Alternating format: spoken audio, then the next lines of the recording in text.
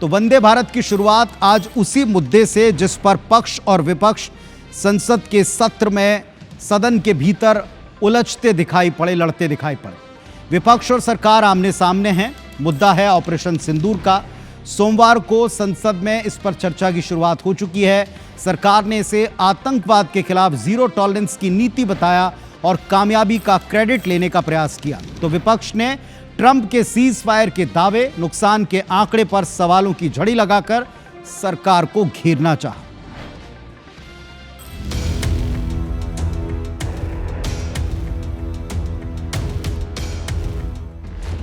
पाकिस्तान हमारे किसी भी टारगेट को हिट नहीं कर पाया अध्यक्ष महोदय, और हमारे किसी भी इंपॉर्टेंट एसेट को नुकसान नहीं हुआ है।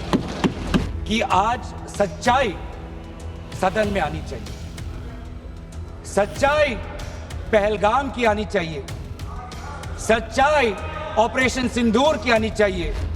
10 मई की सुबह जब भारतीय वायुसेना ने पाकिस्तान की मल्टीपल एयरफील्ड पर करारा प्रहार किया तो पाकिस्तान ने हार मान ली। संसद के मॉनसून सत्र में ऑपरेशन सिंदूर पर सोमवार को सत्ता पक्ष और विपक्ष में जोरदार बहस हुई।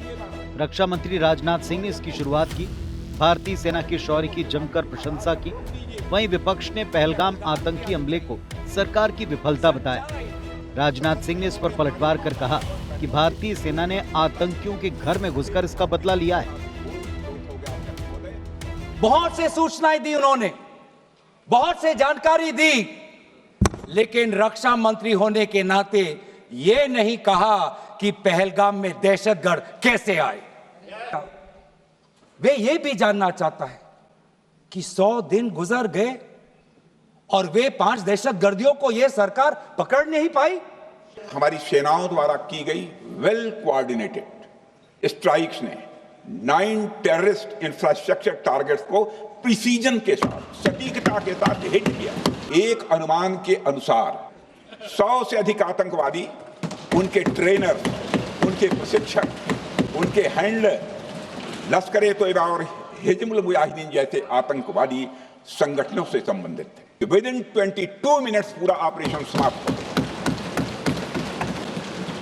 और हमने आतंकवादियों को उनके घर में घुसकर मारा।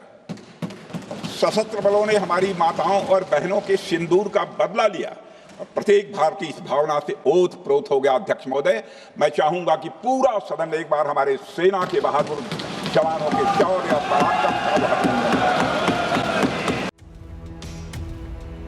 ऑपरेशन सिंदूर पर अमेरिकी राष्ट्रपति डोनाल्ड ट्रंप के दावों और भारतीय लड़ाकू विमान गिरने पर संसद में जमकर जुबानी जंग छिड़ी रही। विपक्ष ने पूछा कि आखिर किसके दबाव में सीज फायर किया गया, तो रक्षा मंत्री राजनाथ सिंह ने दबाव की बात को सिरे से खारिज किया। वहीं जेट गिराए जाने के आरोप पर भी जवाब दिया। अगर पाकिस्तान वाकई में अपने घुटने टिकने के लिए तैयार था तो आपने क्यों रुका, आप क्यों रुके और किसके सामने आप झुके, किसके सामने आपने सरेंडर किया, किसके सामने आपने सरेंडर किया? कभी कभी हमारे प्रतिपक्ष के लोग ये पूछते रहे हैं कि हमारे कितने विमान गिरे।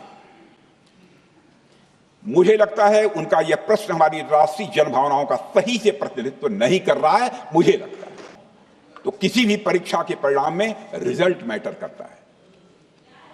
यदि किसी परीक्षा में कोई बच्चा अच्छे मार्क्स लेकर आ रहा है तो हमारे लिए उसके मार्क्स मैटर करने चाहिए। हमें इस बात का ध्यान नहीं रखना चाहिए कि एग्जाम के दौरान उसकी पेंसिल टूट गई थी या उसकी पेन खो गई। 22 अप्रैल को जम्मू कश्मीर के पहलगाम आतंकी हमले में धर्म पूछकर 26 पर्यटकों की हत्या की गई।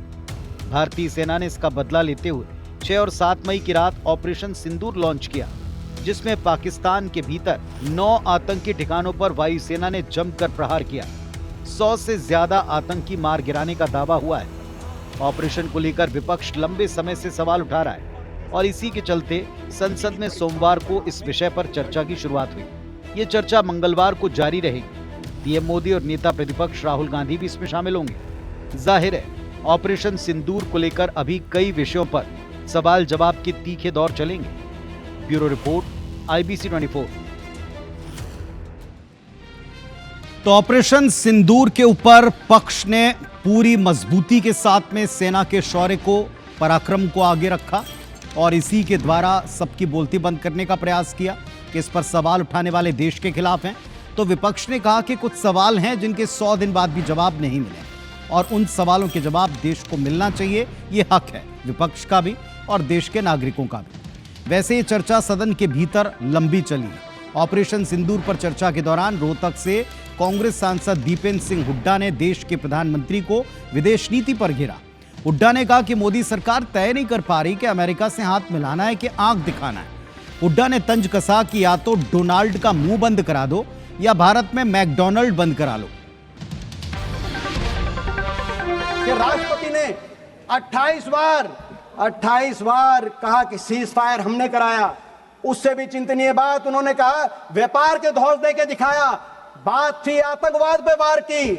और मैं आपसे भी कहना चाहता हूं, आपको भी रास्ता चुनना होगा, या तो आंख दिखाओ या हाथ मिलाओ, या तो बातचीत करके अमेरिका से संबंध सुधारो और डोनाल्ड को चुप कराओ, डोनाल्ड का मुंह बंद कराओ, नहीं तो हिंदुस्तान में मैकडोनाल्ड को बंद कराओ। अमेरिका को अधिकार नहीं है, दोनों घोड़ों पे सवार होकर चलने का अधिकार नहीं है।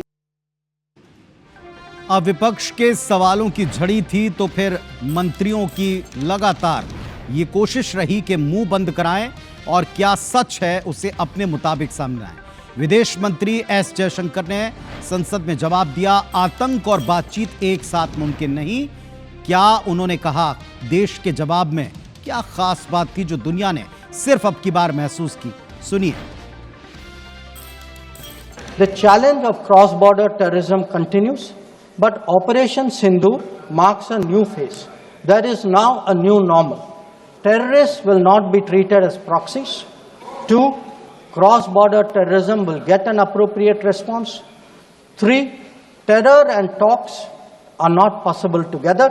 There will only be talks on terror. 4, not yielding to nuclear blackmail. And finally, terror and good neighborliness cannot coexist. Blood and water cannot flow together.